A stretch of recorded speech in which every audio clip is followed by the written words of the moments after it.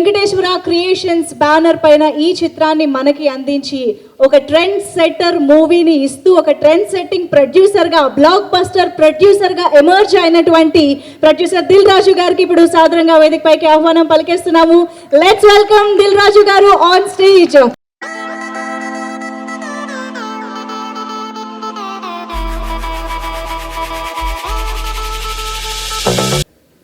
నువ్వు లేకుంటే నేను ఎక్కువ మాట్లాడలేను.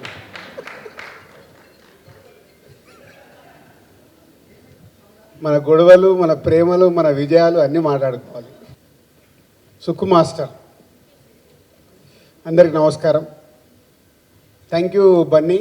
ఈరోజు ఈ 20 years ఈ సెలబ్రేషన్ అండ్ ఈ రీయూనియన్ జరగటానికి నా ఆలోచనని బన్నీకి సుక్కుకి చెప్పినప్పుడు బన్నీ లాస్ట్ వీక్ సార్ మీరు ప్లాన్ చేయండి అందరం కలిసి సెలబ్రేట్ చేద్దామని ఇక్కడికి టైం ఇచ్చి వచ్చినందుకు thank you Bunny, thank you very much. అవి అందరి ఇక్కడ ఆర్యాలో యాక్ట్ చేసిన వాళ్ళు కానీ టెక్నీషియన్స్ కానీ అందరి కళ్ళల్లో ఆఫ్టర్ 20 years కూడా ఒక ఆనందం కనిపిస్తుంటే నిజంగా చాలా ఆనందంగా ఉంది.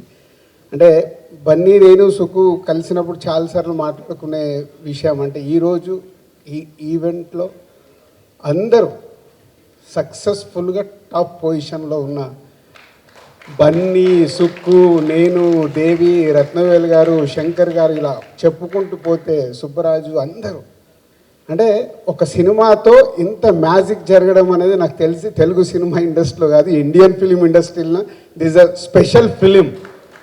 ఆఫ్టర్ 20 years అందరము సక్సెస్ఫుల్గా ఇలా ఉండడం అనేది నిజంగా చాలా గ్రేట్ మూమెంట్. సో ఇంత గ్రేట్ మూమెంట్కి కారణమైన సుకుమార్ నీ గురించి చాలా రాసుకున్నాను మాట్లాడాలని తెలుసా. ఫ్లైట్లో జర్నీ చేస్తూ ఆర్యాని మొత్తం నువ్వు కలిసినప్పటి నుంచి రివ్యూ చేసుకుంటూ ఎన్ని రాసుకున్నాను. ఈ టైం నిజంగా అంటే హైదరాబాద్లో ఇంత సమ్మర్లో ఇలాంటి వర్షం పడి మన సక్సెస్ సెలబ్రేషన్ వానదేవుడు చేసినట్టు అనిపించింది నాకు. అంటే ఇందాక అడిగాను ఇంతకుముందు ఎప్పుడన్నా ఎక్కడన్నా ఇండస్ట్రీలో ఇలాంటిది ఈవెంట్ జరిగిందంటే ఎక్కడ జరగలేదు సార్. అంటే everything is a special for Arya. ఆ రోజు టైటిల్ పెట్టిన దగ్గర నుంచి ఆ టైటిల్ గురించి ఎంత ఫైట్, సుక్కుతో ఎన్ని ఫైట్లు ఉన్నాయి ఎన్ని ఉన్నాయి. సో మెమొరీస్ అయితే గుర్తు చేసుకోవాలి. నచికేత ఏంటి బాబు నచికేత. సో కథ చెప్పేటప్పుడు అందరికీ నచికేత అని చెప్పేవాడు. దిల్ జరిగేటప్పుడు ఆర్యాతో సుకుమార్ దిల్ సినిమాకి రైటర్గా రావడం, సుక్కుతో పాటు వేమ, వాసు వీళ్ళందరూ టీమ్గా నాతో ఒక జర్నీ స్టార్ట్ అవుతున్నప్పుడు దిల్ షూటింగ్ జరిగేటప్పుడు ఒక మాంటేజ్ చెప్పాడు. ఇందాక మాస్టర్ చెప్పాడు కదా, ఆ పైకి వెళ్ళి అమ్మాయి స్నానం పైన డ్యాన్స్ చేస్తుంటే ఆ వాటర్ వచ్చి కింద ఒక కుర్రాడు పైన పడుతుంటే నేను చెప్పను సరే చెప్పలా నువ్వు చెప్పేది అంటే పైన ఒక అమ్మాయి పైన వర్షం పడుతుంటుంది, ఒక దాబా పైన ఇప్పుడు దాబాలు ఉండగా దాబా పైన వర్షం పడుతుంటే వర్షం డ్యాన్స్ అంటే ఊరికే ఆడుకుంటూ ఉంటుంది.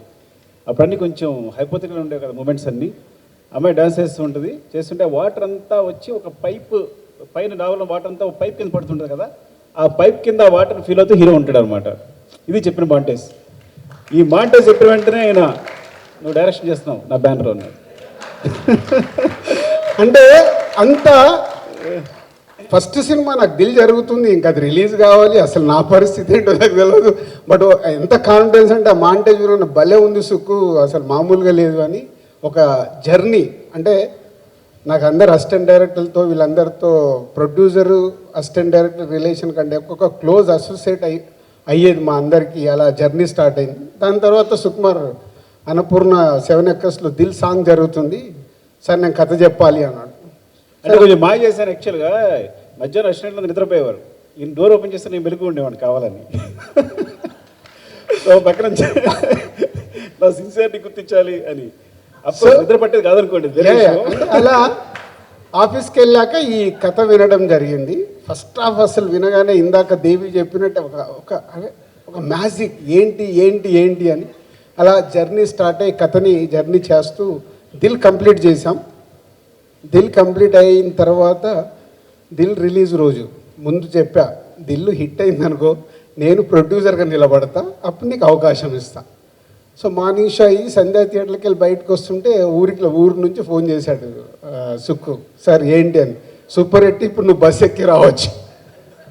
అంటే మాకు అలాంటి కాన్వర్సేషన్ చాలా వచ్చేసాడు. అక్కడి నుంచి జర్నీలో రవితేజకి కథ చెప్పాం.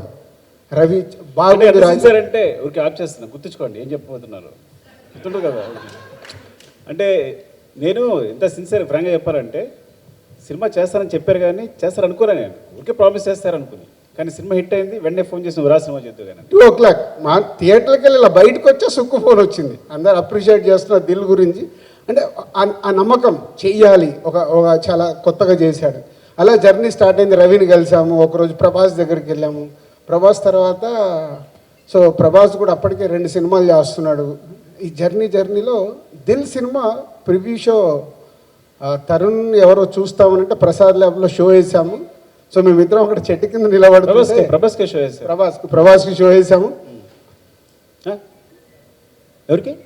తరుణ్ అంటే వీళ్ళందరూ వచ్చారు. సో అలా మేము చీకట్లో చెట్టు కింద ఇవే దీని గురించే. సో దిల్ హిట్ అయింది, ఇప్పుడు ఆర్యాన్ కాదు ఈ సినిమా చేయాలి, దిల్ హిట్ అయింది ఈ సినిమా చేయాలి ఎలా. సో అట్లా ఒక స్కార్పియో అలా ముందుకు వెళ్ళిపోయి ఆగి టింగ్ టింగ్ టింగ్ టింగ్ ఒక బాడీ లాంగ్వేజ్ వస్తుంది. ఇద్దరం అక్కడ నిలబడుతుంటే దగ్గరకు వస్తే బన్నీ. సో అప్పుడు బన్నీ అప్పటి ఎలా ఉండదంటే ఫ్రేమ్లో ఎంటర్ అయితే డార్లింగ్ అని అరిచేసేవాడు.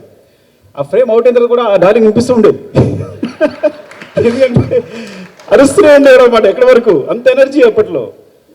అంటే ఇట్స్ గ్రేట్ మూమెంట్స్. అలా రాగానే సుక్కుని అరే బాడీ లాంగ్వేజ్ అంతేంది, నీ క్యారెక్టర్ లాగా ఉందని బన్నీ లోపలికి వెళ్ళిపోయాడు. నేను చెప్పొద్దు, నిజం మాట్లాడుకుందాం. నిజమే, నిజం కాదు, నిజాలు మాట్లాడుకుందాం. అసలు ఇంకా నేను చూసి అప్పుడు హీరో పేరు నచికేత్ అనమాట, దానికి కథ ఉంది నచికేత్ అని పేరు పెట్టడానికి. నేను వెతుకుంటే చూస్తే నేను ప్రభాస్ దగ్గరికి వెళ్ళినప్పుడు చెప్పాను ఫ్రెండ్గా, ప్రభాస్ రాజుగారి కథ చెప్పన్నారు కానీ ఎందుకు నీకు కరెక్ట్ కాదనిపిస్తుంది అని. అప్పట్లో నేను తెలుసు కథ ఉంది, హీరో కావాలి అని. సరే విందామంటే విన్న తర్వాత కూడా అవును కరెక్ట్ మీరు చెప్పింది, నేను కరెక్ట్ కాదు. సో నేను I'm switch off my hero, actually I'm switch off my energy. నేను ఏం ఫీల్ అవుతున్నాను అనేది అది కొంచెం వేరేలా ఉండొచ్చు. కానీ ఎప్పుడైతే బన్నీ దిగి అరుస్తూ కేకలు పెడుతున్నాడో, నేను చెట్టు దగ్గర ఉండి ప్రకాష్ వేమ, అప్పుడు మేము ముగ్గురం స్క్రిప్ట్ చేసింది. సో ప్రకాష్ అన్నాడు, అరే మా నచికేతరా అన్న. చూడాలన్నాడు, మా నచికేతరా అంటే ఏం మాట్లాడుతున్నావు నువ్వు అన్నారు. నిజం అది. ఓకే 20 ఏళ్ళ క్రితం 21 ఇప్పుడు బన్నీ సుక్కు నువ్వు సక్సెస్ఫుల్ డైరెక్టర్. ఇప్పుడు నేను నీతో పెట్టుకోలేదు, నువ్వు చెప్పు. సరే ఫన్నీగా చెప్తా, తర్వాత మీరు సపోర్ట్ చేసింది వేరే. నువ్వు అయిపోయాక నైట్ నేను ఇంటికి వెళ్ళగానే ఫోన్ చేసా, ఫోన్ స్విచ్ ఆఫ్. అప్పుడే నంబర్ తీసుకున్నా, స్విచ్ ఆఫ్. మార్నింగ్ 7 o'clock నాకు కాల్ వచ్చింది. ఇమీడియట్గా కన్విన్స్ అవుతారు చేసి, అవునా కరెక్ట్ అని వాళ్ళు ఇస్తున్నావు, నీకు అది నీకు తెలుసు కదా, ఓకే చెప్దామని. అప్పుడు ఈయనకి వెళ్ళి వెంటనే అక్కడే మీరు నైట్ 12 o'clock గుర్తుంది బాగా వెళ్ళి కథ చూడు, నీకు కథ చెప్పిస్తానన్నారు బన్నీకి. కథ చెప్పిస్తానంటే నేను పక్కనే ఉన్నా, నీకు మంచి కథ చెప్పిస్తావు బన్నీ, చాలా బాగుంది చేద్దుగానంటే. బన్నీ ఏమన్నా తెలుసా సార్, ఇప్పటికి 71 కథలు విన్నాను, ఇంకా 72సారి అంటే గుండె 72 సార్లు కొట్టుకుంటుందంటే ఒక నిమిషానికి. నా గుండె అయిపోతుంది సార్, అలా ఉంది సిచ్యువేషన్ అంటే. అది వెంటనే నేను కంగారు పడిపోయి ఇతనే కథ చెప్పేది అన్న అంటే, కంగారు పడుకొని ఈ గుండె నేను కాపాడుతాను. సో నైట్ చేస్తే ఫోన్ స్విచ్ ఆఫ్. అప్పుడు ఆ రోజుల్లో అందరు ఇంటికి వెళ్ళిన తర్వాత ఫోన్లు ఆఫ్ చేసుకున్నారు. బట్ ఒక అలర్ట్ వచ్చేది. Next day morning Bunny on చేయగానే అలర్ట్ వచ్చినట్టుంది. 7 o'clock నాకు కాల్ వచ్చింది, అది ట్రై చేసినట్టున్నారు. అదే నైట్ మాట్లాడాం కదా, అది కథ వినాలని. ఇమీడియట్లీ అదే రోజు 2 హాఫ్లు, first half morning session, second half break lunch తర్వాత 2 సార్లు వినేసి అక్కడి నుంచి మా జర్నీ మొదలైంది. ఇక వెనకాల బన్నీ ఉన్నాడంటే వెనకాల అరవింద్ గారు రావాలి కదా. మార్నింగ్ సెషన్ అయిన వెంటనే ఫస్ట్ హాఫ్ అయిన వెంటనే తను సూపర్ గంతులేసేసి తను కార్లో డ్రాప్ చేశాడు, ఆఫీస్కి కార్లో డ్రాప్ చేశాడు. ఇక్కడే ఇది మన ఆఫీసు సాగర్ సొసైటీలో. అక్కడి నుంచి బన్నీకి నచ్చింది, బాగుంది. బట్ అరవింద్ గారు ఎంటర్ అయ్యారు. సో ఆల్రెడీ చెప్పేసా, ఒక సెషన్ అయింది కానీ బాగుంది ఇది. సరే ఓకే సార్ చేసుకొని వస్తాం, వెళ్ళాలి. ఏం చెప్పారు, మళ్ళీ రాసుకోవాలి. 2వ సెషన్ అయింది. ఇక సుక్కు ఆల్రెడీ ఆ కథని లోపల పెట్టేసుకొని తను ఏదైతే రాసుకున్నాడో ఎప్పుడు చెప్పించినా అదే ఫ్లో వస్తుంది. సో థర్డ్ టైం అయిపోయి బయటకు వచ్చిన తర్వాత గీతా ఆర్ట్స్ ఆఫీస్ ముందు ఇట్లా కారు వచ్చి ఇట్లా వేసేసుకుని, సార్ నా సాయంత్రం బస్ టికెట్ వేసాను. ఏమైందయ్యా? నా వల్ల పట్టింది. నాకు ఆగు సుక్కు, ఇప్పుడే కదా ఏదో చెప్పాడు, మనం ఏంది నమ్ముతున్నాం కదా వెళ్దామని మళ్ళీ అసలు ఏంటి ఏమైంటిదని వేమ వాసు అండ్ ప్రకాష్ అప్పుడు సార్ ఒక డైలాగ్ ఎంత చెప్పాను నాకు ఉంటుంది ఏంటంటే, సార్ ఒక్క పాట 100 సార్లు చెప్పలేక లెక్చర్ జాబాలు వచ్చేసాను, ఇప్పుడు ఇక్కడ అదే చేయమంటారు ఆయన. నేను చేసి సార్ వెళ్ళిపోతున్నాను, ఈ సినిమా అక్కర్లా, నేను జాబ్ చేసుకుంటాను, మ్యాథమెటిక్స్ చెప్పుకుంటా, అదే బెటర్గా ఉంది, చెప్పిన పాట మళ్ళీ చెప్పొచ్చు, అయిపోయింది. నాకు అప్పుడు స్కోడా కారు ఏదో ఉంటే వచ్చేసి ఈవినింగ్ బస్ టికెట్ వేసాను అంటాడు. సరే అయిపోయి మళ్ళీ జర్నీ స్టార్ట్ చేస్తే ఏదో ఒక దగ్గర కమ్యూనికేషన్ ఆగిపోయింది ఈ సినిమాకి. తర్వాత సత్యనారాయణ రెడ్డి గారి ద్వారా మళ్ళీ మాకు కమ్యూనికేట్ అవ్వడం, అరవింద్ గారు వాళ్ళ కథ ఏమైంది వాళ్ళు వెయిట్ చేస్తున్నారు. అప్పుడు కాన్ఫిడెంట్గా అనుకొని బన్నీని ఆఫీస్కి పిలిచాం. వినాయక చవితి రోజు బన్నీ ఆఫీస్కి వచ్చి కూర్చొని ఒక్కొక్క సీన్ చెప్తుంటే బన్నీ ఒక్కొక్క సీన్ రాసుకున్నాడు. అంటే మామూలు జర్నీ కాదు, వాళ్ళ 20 years తర్వాత కూడా ఈ సెలబ్రేషన్ చేస్తూ ఇక్కడ అందరం ఉన్నామనంటే ప్రతి ఒక్కరు ఈజ్ ఇన్వాల్వ్మెంట్. బన్నీ నేను హీరో అని, సుక్కు డైరెక్టర్. సినిమా మెటీరియలైజ్ చేయడం కోసం ఫ్రాంక్గా చెప్పాలంటే వీళ్ళిద్దరు కష్టపడ్డారు. ఇప్పుడు నిజాలు మాట్లాడుకోవచ్చు కాబట్టి, ఎందుకంటే సెకండ్ హాఫ్ ఇద్దరు కూర్చుని నేను ఇంకా చెప్తాను కదా, నా మైండ్ ఆఫ్ అయిపోయింది మళ్ళీ చెప్పలేను అలాంటి కొంచెం ఫ్రాంక్గా చెప్పాలంటే చెప్పలేకపోతున్నా. ఆ సిచ్యువేషన్లో ఇద్దరు కూర్చుని చెప్పారు అరవింద్ గారికి scene to scene. So Bunny రాసుకున్న తర్వాత మళ్ళీ అరవింద్ గారి టైం తీసుకొని వెళ్ళి బన్నీ ఇప్పుడు నేను మేమిద్దరం కూర్చొని సీన్ టు సీన్ ఎక్స్ప్లెయిన్ చేస్తే లేచి అరవింద్ గారు షేక్ హ్యాండ్ ఇచ్చారు. అలా ఈ సినిమా మొదలవ్వటానికి సో టీమ్గా ఒక ఎఫర్ట్స్ పెట్టి జరిగింది. అక్కడి నుంచి మా ఇద్దరికి చాలా గొడవలు ఉన్నాయి అనుకో. గొడవలు అంటే ఫ్రెండ్లీ గొడవలు, ఎప్పుడు వేరేలాంటివి కాదు. ఒక్కసారి 3 రోజులు మాట్లాడుకోకుండా ఉన్నాం. అయినా మళ్ళీ నేనే రూమ్కి వెళ్ళిపోయాను. టైం లేదు, ఆల్రెడీ 11 అవుతుంది, మాట్లాడట్లేదు. సో వెళ్ళిపోయి వైజాగ్లో ఏంటి బాబు నీ ప్రాబ్లం అని చెప్పు, నువ్వు సినిమా గురించే ఆలోచించేది, నేను సినిమా గురించే ఫర్ వర్క్. గొడవలు ఉండేవి పొద్దున, నేనేమో మహాతిప్పుడు ఇలా ఉండేవాడిని, కూర్చుంటే ఇద్దరం కలిసానంటే ఎక్కడికి వెళ్ళి ఒకే రూమ్లో ఉండేవాళ్ళం, వేరే వాయించుకోవద్దు. అంటే ఎకానమీ ఇప్పుడు అప్కమింగ్ అప్పుడే స్టార్ట్ అయ్యాము. ఎకానమీ ఒక రూమ్ కంటే అమ్మ మళ్ళీ 1000 రూపాయలు ఎక్కువ అవుతాయి ఎందుకు కలిసి. ప్రొడ్యూసర్ ఏం ఆలోచిస్తాడు, ప్రొడ్యూసర్ ఆలోచించారు అప్పుడు ఎకానమీ. చాలా జర్నీ, ఎన్నో అద్భుతమైన మూమెంట్స్. ఇందాక దేవి చెప్పినట్టు ఒక్కొక్క పాటించారు. రా నువ్వేంటి, నేను ప్రాబ్లం ఏంటి, ఓకేనా అని తను వచ్చేసి మళ్ళీ అంటే హీజ్ లైక్ అంటే చెప్పాలి ఎప్పటికప్పుడు ప్రతిదాన్ని సినిమాకి సంబంధించి ఏ విషయాన్ని ఎక్కడెక్కడ హోల్డ్ చేసుకుంటూ సినిమాని ఆర్య అనే సినిమాని తీసుకొచ్చి పెట్టారని డెఫినెట్లీ చెప్తా సార్. ఇంకా నిజాలు మాట్లాడుకుందాం, అప్పుడు ఎందుకు లేదు చెప్పండి. సో అలా ఎన్నో మూమెంట్స్తో అద్భుతంగా చేస్తూ ఈ జర్నీ చేసాం. దానికి దేవి మ్యూజిక్ కానీ, రత్నవేల్ గారి విజువల్స్ కానీ, so other technicians, every moment adding అయ్యే ఈ ఆర్య తయారైనప్పుడు. సో ఈ ఆర్య తయారవ్వటానికి Sukku it's a 100% your baby. So నువ్వు నీలో ఉన్నవన్నీ రైట్ రూట్లో రైట్ రాంగ్ అనిపిస్తే రాంగ్ అని చెప్పడం తప్పితే మేము చేసింది ఏం లేదు. ఏ సీన్ రాసినా నువ్వు రాసుకుందే, రైట్ రాంగ్ చెప్పడమే. దానికి గంగోత్రి అప్పుడు బన్నీ అరవింద్ గారు రాఘవేంద్రరావు గారిని పెట్టి ఒక సెటప్కి పెట్టి హిట్ తీస్తే బన్నీ మేక్ ఓవర్ అవ్వడం ఈ సినిమా కోసం. ఇందాక శివబాలాజీ చెప్తూ నాకు గుర్తుంది, అల్లురామలింగ గారు అక్కడ అన్నపూర్ణలో స్టేట్కి ఒక పెద్దది ఆ రన్నింగ్ది స్టిల్ పెట్టినప్పుడు రామలింగ గారు అక్కడ కూర్చొని అలాగే చాలాసేపు చూస్తున్నాడు. ఆ రోజు అనిపించింది నాకు, అంటే తాత ఇండస్ట్రీలో ఇంత పెద్ద ఆర్టిస్ట్ అయినా, ఫాదర్ అంత పెద్ద ప్రొడ్యూసర్ అయినా, తాత బన్నీ సైడ్ చూసుకుంటుండే ఆహా ఏదో ఒక రోజు బన్నీ వేలుతాడు అని. అది ఈరోజు నిజంగా అంటే అది ఎఫర్ట్స్. బన్నీ ఈరోజు ఈ స్థాయిలో ఉండటానికి మాది ఆల్మోస్ట్ బ్రదర్స్ జర్నీ అయిపోయింది. ఆర్య తర్వాత నా డాటర్కు బ్రదర్ అయిపోయాడు బన్నీ. ఆర్య తర్వాత అంటే ఒక అటాచ్మెంట్, ఒక ఫ్యామిలీ మెంబర్స్ అయిపోయాం. కానీ బన్నీ ఒక్కొక్క ఒక్కొక్క సినిమాని భయంతో, రెస్పాన్సిబిలిటీగా ఉంటూ భయంతో సినిమాలు చేస్తున్నాడు. కాబట్టి ఈరోజు ఆల్ ఇండియా స్టార్ అయ్యాడు. ఒక ఆర్యతో మొదలై ఈరోజు పుష్ప పుష్ప 1 తీసి ఇద్దరు కాంబినేషన్లో సెన్సేషనల్ కొట్టి ఇప్పుడు పుష్ప 2తో ప్రపంచం వెయిట్ చేసేలాగా చేశారు. దానికి మీ ఇద్దరికి hats off. And Bunny, love you and thank you. So ఎన్నో మూమెంట్స్ ఉన్నాయి మన ఇద్దరి మధ్యలో. సుక్కుకు నాకు ఎలా ఉన్నాయో ఈ సినిమాలో నాకైతే 2 భయం వేసిన మూమెంట్స్ నేను షేర్ చేయాలి. కేరళలో ఏదో ప్రియరా హట్టేసి మనం షూట్ చేస్తున్నాము. విపరీతమైన సమ్మర్, నాకు పని లేదని నేను వెళ్ళి రివర్లో దూకాను. టప్ అని వెనకల్లోకి వచ్చి దూకాడు. చూస్తే బన్నీ దూకి లేవడే. నాకేమో హార్ట్ బీట్ పెరుగుతుంది, బయటకు వస్తలేడు. తర్వాత మెల్లిగా బయటకు వచ్చి టెన్షన్ పడ్డారా సార్ అన్న టెన్షన్ ప్రొడ్యూసర్గా అదొకటి. తర్వాత ఈయన మీద ఉన్న కోపానికి ఒక పంటిలో వెళ్ళి షూట్ చేసుకొని వస్తున్నారు.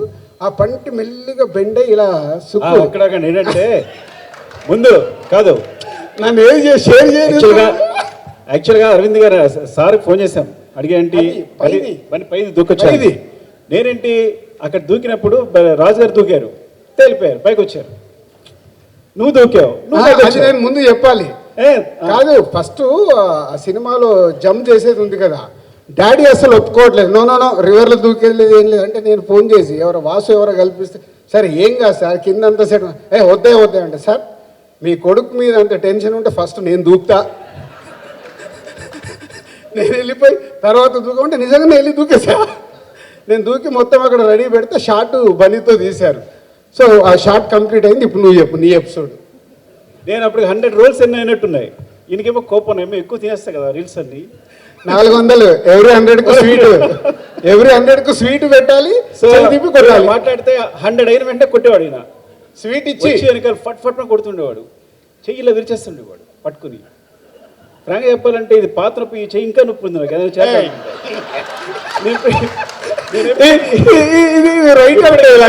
సార్ ఇప్పటికీ పుషప్స్ చేయలేను నేను ఈ వ్యక్తి వల్ల.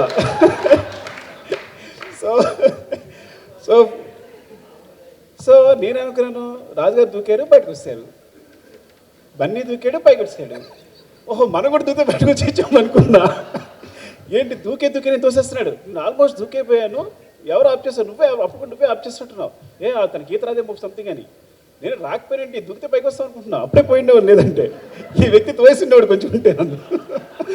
సో అప్పుడు ఆ ఎపిసోడ్ అయిపోయిన తర్వాత పంటిలో వెళ్ళి షూట్ చేసుకొని వస్తున్నారు. మేము అందరం అటు ఏదో ప్రియరాగా మాంటేజెస్ తీస్తున్నారు. బయట ఉన్నాను. సడన్గా పంటిలో బెండ్ అవుతుంటే మెల్లిగా సుక్కు పంటి మీద ఉన్నారా? నేను లేను, నేను బయట ఉన్నా. మెల్లిగా పడిపోతుంది. నేను ఇక్కడికి వెళ్ళి చూస్తున్నా, పడిపోయింది. మెల్లిగా బన్నీ హ్యాండ్ ఇచ్చి తీసుకొచ్చాడు. బయటకు వచ్చాడు. ఎందుకు బన్నీ తీసుకొచ్చావు?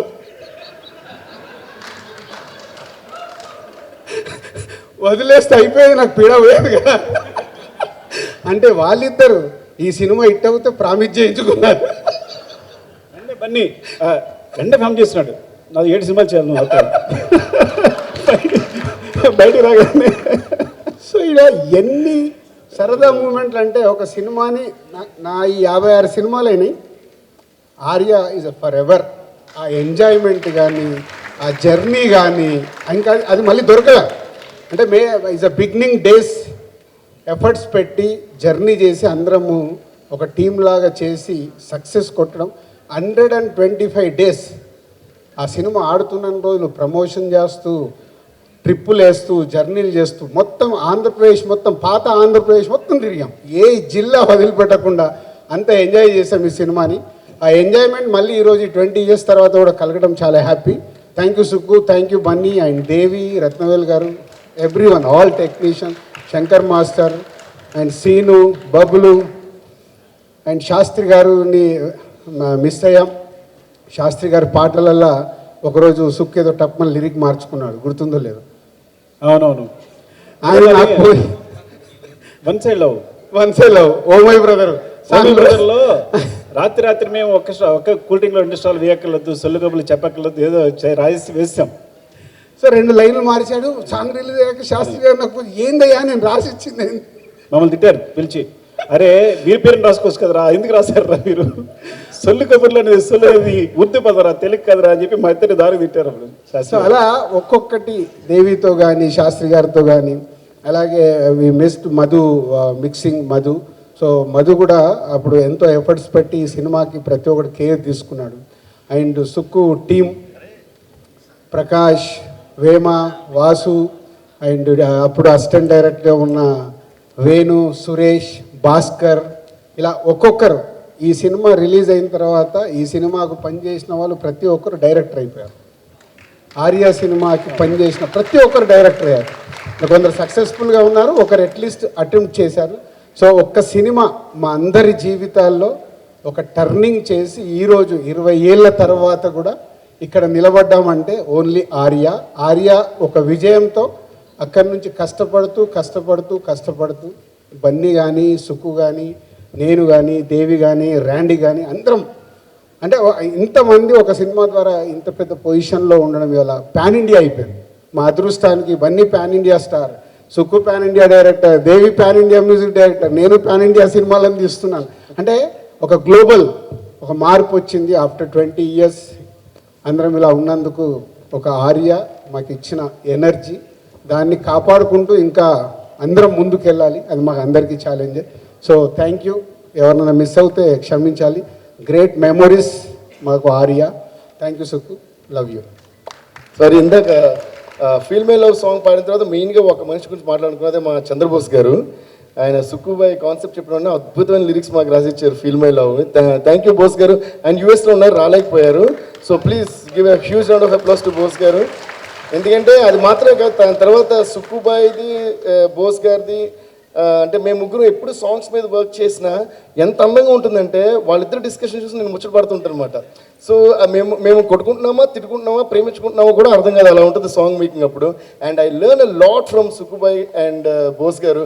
అంటే వాళ్ళిద్దరితో మాట్లాడినప్పుడు ఇద్దరు గొప్ప వ్యక్తులు, బట్ ఒక ఇద్దరు గురువులతో మాట్లాడుతున్నట్టు ఉంటుంది. సో థ్యాంక్ యూ సుక్కుబాయ్, థ్యాంక్ యూ బోస్ గారు ఫర్ దట్ గ్రేట్ ఎక్స్పీరియన్స్. అలాగే ఇప్పుడు పుష్ప వరకు అండ్ పుష్ప 2 వరకు కూడా బోస్ గారు అంటే అన్బిలీవబుల్ మైండ్ బ్లోయింగ్ లిరిక్స్ రాశారు. So I would like to మా టీం అందరి తరపున బోస్ గారికి thank you Bose garu, love you. And Arya cinema release రోజు సుక్కు, నేను మా డిస్ట్రిబ్యూషన్ ఆఫీస్కి వెళ్ళాము. 10 o'clock 10:30 టైంలో ఇద్దరం అలా కూర్చున్నాం, పూజ చేస్తాం అన్నట్టు. పూజ అయిపోయిన తర్వాత అరవింద్ గారు కాల్ చేశారు. ఏమైనా కంగ్రాచులేషన్స్, ఇప్పుడే ఈస్ట్లో వెస్ట్లో షో అయింది, 10 weeks స్టాక్ చెప్తున్నారు అన్నారు. థ్యాంక్ యూ సార్ అని ఫుల్ హ్యాపీ. ఏంటి సార్ అన్న 10 weeks ఇట్లా అరవింద్ గారు ఏంటి మన సినిమా 10 weeks అన్నాను. అంటే కొత్త డైరెక్టరు, అంటే ఈ సినిమాకి వావ్ ఇలా వచ్చేస్తుందని వెయిటింగ్లో ఉన్నాడు, ఏదో సెన్సేషనల్ టాక్ అని. సో అప్పుడు చెప్పా, బాబు అప్కమింగ్ సినిమాకు 10 weeks అంటే ఇది పెద్ద హిట్ అన్నట్టు చెప్పు, వెయిట్ అండ్ సీ, ఈ సినిమా మన సిల్వర్ జూబ్లీ అవుతుందని. నిజంగా అలా అనుకున్నట్టే మా సినిమా ఆ రోజుల్లో సిల్వర్ జూబ్లీ అవ్వడం. 125 daysకి పబ్లిక్ గార్డెన్లో చిరంజీవి గారు వచ్చి మా అందరికి షీల్డ్స్ ఇవ్వడం ఈజ్ అ గ్రేట్ మెమొరీస్ ఇవన్నీ. సో అప్పటి నుంచి ఇప్పటివరకు ఈ ఆర్య సినిమాతో జర్నీ చేసిన అందరికీ thank you very much. Thank you sir, thank you so much. అస్సలు ఎక్స్పెక్ట్ చేయని ఒక cute and interesting conversation stage పైన జరిగింది. ఆర్య గురించి బిహైండ్ ద సీన్స్ మీరు ఎంతసేపు చెప్పినా వినాలనిపించేలాగున్నాయి. But thank you so much for sharing those wonderful memories in a very very friendly way. మీ ఫ్రెండ్లీ గొడవలు